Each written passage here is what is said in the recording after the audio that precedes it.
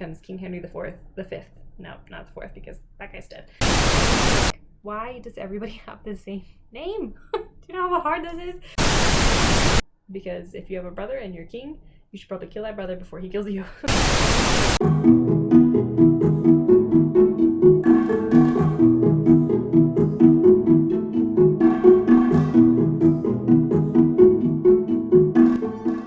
Hello there, welcome back to my channel. This is part 2 of the plays of Shakespeare. I'm going through and listing all the plays of Shakespeare's and then a small summary of those plays, just because I'm trying to differentiate all of them. Differentiate? Did I say that word right? I don't know. I'm trying to differentiate all the different plays in my mind. So this covers all of the histories of Shakespeare.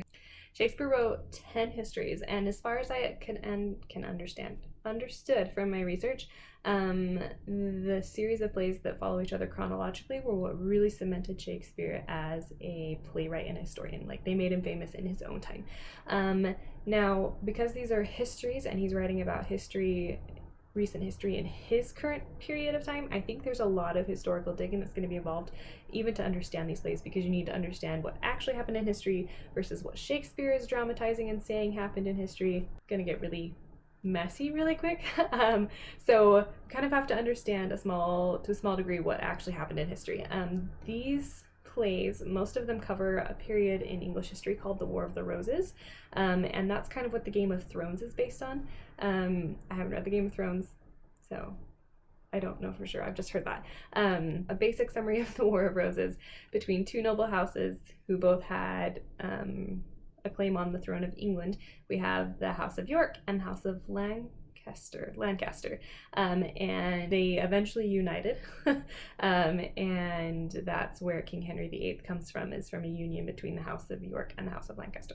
But until they united, they spent a lot of time fighting each other and killing each other, and that's kind of what we're covering in several of these plays from Shakespeare. For now, I'm going to do my best to untangle and give a brief history and also what the play is about. So the first play that we're going to talk about is Richard II. Richard II was a king of England in the late 1300s. In this play, he makes a lot of people really angry over taxes and wars, and everyone is relieved when Henry IV, who's known in history as Henry Bolingbroke, comes in and removes Richard II from his throne. So that's play number 1. Play number 2 is Henry IV, part 1, because we have 2 plays called Henry IV. So part 1 is Henry IV. He's just conquered England. He's removed evil Richard II, and he is, fun fact, the first king to speak English as a native English speaker since the Norman Conquest. Norman Conquest is when France came over to England and was like, boom, boom, you're ours. So finally removing some of the French influence on England. Okay, so this is kind of a celebratory moment in English history because the English finally have their own throne back, and the play covers the events as he tries to cement his throne, and there's lots of rebellions, and his best friend turns on him and leads the Scots in a war against his throne.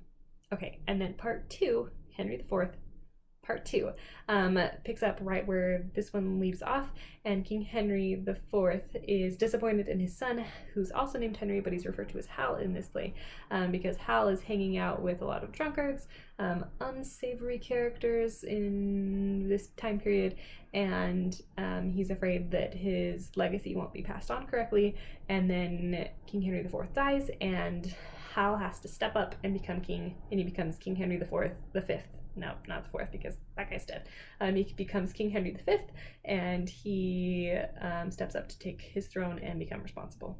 Now we're on King Henry V, who was referred to as Hal, but is now King Henry V. This play covers King Henry V going to visit the Normans in France as payback for all the conquering that they did in England. That's what this play is about. And then the next play in chronological order is King Henry VI, part 1, and King Henry VI has 3 plays. So part 1 is Joan of Arc, who leads a French rebellion against the English, and the English lose a lot of their lands in France due to that. And also, I had never heard the fact that Joan of Arc makes an appearance in Shakespeare, and I don't know why that's not talked about more. I feel like that's a really interesting tidbit of history to me. I don't know why, but like I'm really interested to see how she's viewed, because the French view her as like this saint, this patron, like she did all of these amazing things, and the English, she was the one, like they directly suffered as a result of her actions. So I'm feeling like they're gonna be like, that chick's a witch. Like I know she was burned at the stake. So was it the English burning her at the stake? Because I don't think it was the French. I don't know. I actually I don't know. I don't know very much about Joan of Arc now that I'm thinking about it. I should probably maybe research that a little bit, because she seems like a pretty awesome chick. Boss girl, babe, whatever. I'm sure she would be highly offended by that phrase. Okay. King Henry VI, Part 2. The peasants and the House of York rebel against King Henry. So the Lancaster House currently has control of the throne, and the House of York is like, oh no, you didn't. We want that throne. And they fight. That's part 2. And then part 3, Henry VI is overthrown, and the House of York successfully places their candidate, Edward IV, on the throne. The last one in this line of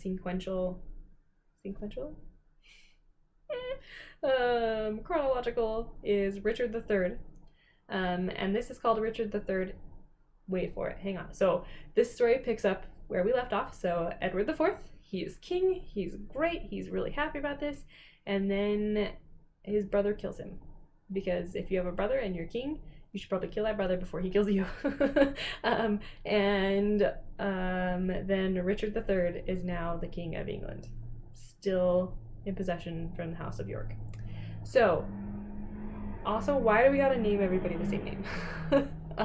Like, we just covered, I think, 4 Henrys, 2 Richards, and then we have an Edward IV, which means there's probably other Edwards going on. Like, why does everybody have the same name? Do you know how hard this is? And like, it's not even that, like, we had Henry I, and then like 50 years later somebody was like, man, that Henry dude, I liked him, let's just go for it. We're gonna name another son Henry. So there's like a 50-year period. This is like, gee, my name is Henry and I would like my son to be named Henry, and that Henry is like, gee, I like Henry, so I'm gonna name my son Henry, and like on and on and on. And like, guys, let's mix it up just a little bit. You don't have to name your son Henry. But like, I guess Louis, like the French did the same thing. Like there were like 17 Louis or more. 18, 19? I don't know. I'm really not good with this numbering system thing. Anyway, okay, we still got two more histories. Coincidentally enough, we have Henry VIII.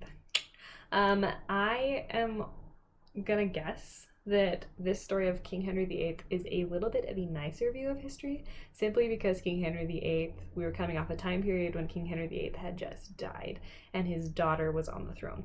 So I'm gonna guess that it was maybe a nicer view of King Henry VIII than maybe what we look back on King Henry VIII as kind of a tyrant who murdered most of his wives because they couldn't bear a son.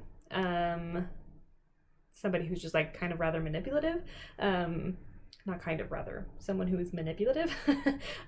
So this play is specifically focused on King Henry deciding that he wants a son and divorcing his first wife, Catherine of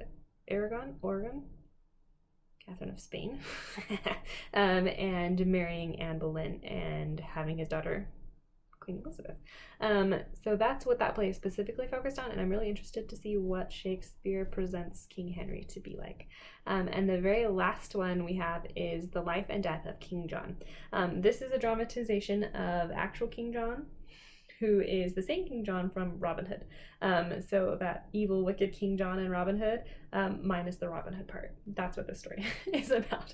I don't know much about King John in history other than that his mother was Eleanor of Aquitaine, and that Robin Hood was mythically supposed to have been running around at that same time.